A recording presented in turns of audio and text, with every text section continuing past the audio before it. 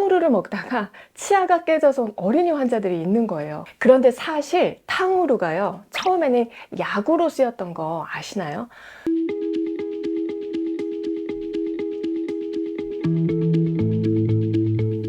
안녕하세요. 정선아의사 라이프 레시피 정나래입니다. 제가 어제 치과 정기검진을 갔거든요. 그런데 어떤 일이 있었는지 아세요? 탕후루를 먹다가 치아가 깨져서 온 어린이 환자들이 있는 거예요. 탕후루가 유행하는 줄 알았지만 정말 이 정도인가 싶어서 깜짝 놀랐고요. 학교 끝나고 가게에 들러서 매일 탕후루를 사 먹는 친구들도 많아지고 있어서 안 되겠다 싶어서 오늘은 이에 대한 얘기를 좀 해보려고 카메라를 켜게 되었습니다. 탕후루 여러분 아시죠? 긴 나무 꼬챙이에 샤인머스켓, 포도나 딸기, 파인애플 같은 과일을 끼운 다음에 설탕 녹인 물을 입혀서 만든 간식이죠. 중국어로 탕은 설탕, 후루는 박, 그러니까 설탕을 얇은 박으로 입혔다라는 뜻이고, 탕후루의 겉면이 얼음처럼 딱딱해서 빙탕후루라고 불리기도 합니다. 중국에서 탕후루는 흔한 길거리 음식인데요. 우리나라에서는 처음에 차이나타운이나 푸드트럭에서 가끔 보이다가 탕후루 열풍이 불면서 지금은 탕후루 먹방도 많이 하고 탕후루 전문점들이 프랜차이즈화되고 아주 쉽게 볼 수 있는 간식이 되어버렸죠. 그런데 사실 탕후루가요, 처음에는 약으로 쓰였던 거 아시나요? 중국 송나라 때 일이거든요. 북송시대의 황제인 광종에게 황귀비라는 후궁이 있었는데 이 황귀비가 병에 걸렸어요. 그리고 어떤 약을 써도 병이 낫지 않는 상황에서 얼굴은 완전히 누렇게 뜨고 근육이 막 빠져갔거든요. 그런데 이 황귀비에게 송나라 어이가 뭘 먹게 했냐면 산사나무 열매를 설탕과 함께 달여서 식전에 5개에서 10개씩 먹게 한 겁니다. 그리고는 완쾌했다는 소식이 전해지면서 백성들이 이 산사 열매를 긴 나무까지 엮어서 먹기 시작했는데 이것이 탕후루의 유래라고 전해지고 있어요. 산사나무의 열매는 말리면 여러분 이렇게 생겼는데 이건 절편이긴 하지만 이 산사는요, 한의학에서는 소화를 돕는 아주 대표적인 약재입니다.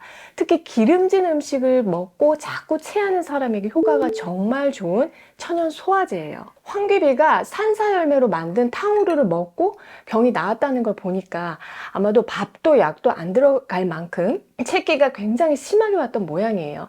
잘 못 먹으니까 쇠약해지고 말라가던 중에 소화를 돕는 이 산사에 당장 흡수돼서 칼로리를 공급해 줄 수 있는 설탕을 같이 먹으니까 나름 효과가 있었겠구나 하는 생각이 듭니다. 자, 과거에는 영양이 부족했던 시대였고 설탕은 아주 귀했기 때문에 약으로도 쓰였고요. 이 산사 열매는 굉장히 셔요.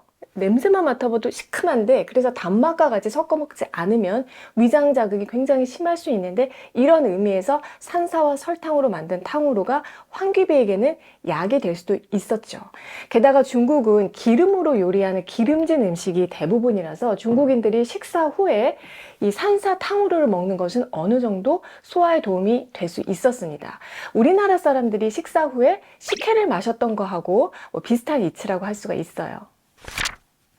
그런데 지금은 시대가 바뀌어서 중국이나 한국이나 세계 어디서든 설탕은 더 이상 약이 되지 못하고요. 오히려 건강에 굉장히 해가 된다는 것은 이미 많은 분들이 알고 계실 거예요. 자, 추가로 산사열매가 아닌 다른 달콤한 과일에 설탕물을 입혀서 만든 지금의 탕후루라면 어떨까요?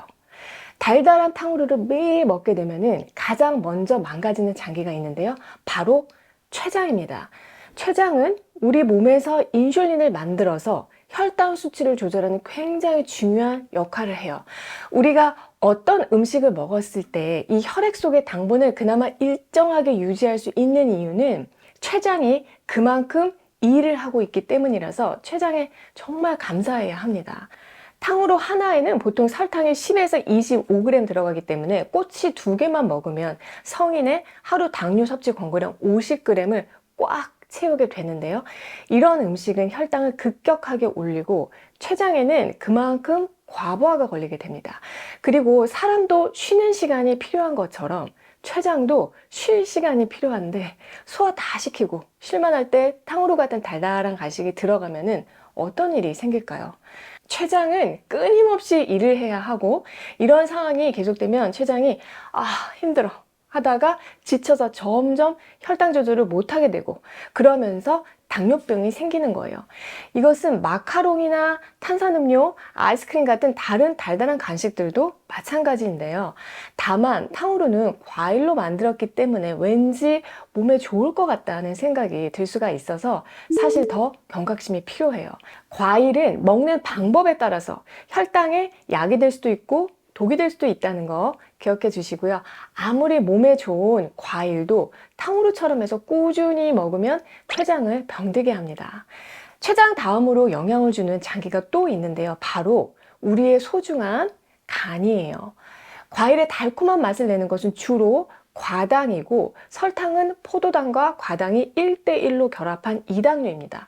탕후루는 과일 과당에 설탕, 과당, 포도당이 범벅이 되어서 과당 함유량이 높은 음식입니다. 과당은 포도당처럼 직접적으로 혈당을 올리지는 않지만 간이 일을 해서 대사를 해야 되기 때문에 과잉 섭취하면 무엇보다도 간에 큰 부담을 줄 수가 있어요. 더군다나 설탕에 열을 가하면서 우리 몸의 혈관을 녹슬게 하고 염증과 암을 유발하는 당독소가 2차적으로 생성되는데 이건 당분과는 또 다른 차원의 얘기라서 단순 설탕보다 더 큰 문제일 수가 있습니다. 나도 탕후루 몇 번 먹었는데 어떡하지? 하는 분들이 지금 있다면 그렇다고 해서 너무 걱정 안 하셔도 돼요. 가끔 먹는다고 해서 큰 문제가 되지는 않습니다. 액상과당 듬뿍 넣은 음료수나 과자 같은 스낵류 또 디저트류도 가끔 먹을 수는 있죠. 그런데 이런 단 음식을 좋아하기 시작하면 사실 가끔 먹는 게 어려울 수 있다는 게 함정이에요. 술, 담배처럼 중독성이 굉장히 강한 음식이기 때문인데요. 뇌를 자극해서 도파민 시스템을 점차적으로 망가뜨릴 수가 있습니다. 설탕을 먹게 되면 우리 뇌에서 도파민이라는 쾌감 호르몬을 분비하는데 단 음식을 자주 먹으면 도파민 시스템이 계속 흥분된 상태로 지속이 되겠죠. 그러다가 도파민이 조금이라도 줄어들면은 막 짜증이 나거나 불안해지면서 단 음식을 더 찾게 되는 악순환의 고리에 빠지게 되는데 이것이 바로 중독입니다. 설탕 섭취가 뇌에 어떤 영향을 미치는지에 대한 연구가 많이 이루어졌는데요. 12일 동안 매일 설탕물을 먹은 기니피그를 대상으로 실험을 한 결과 도파민의 시스템이 중독성 약물을 투여할 때 관찰되는 것과 아주 유사하게 뇌 보상 회로에 영향을 미치는 것으로 나타났어요.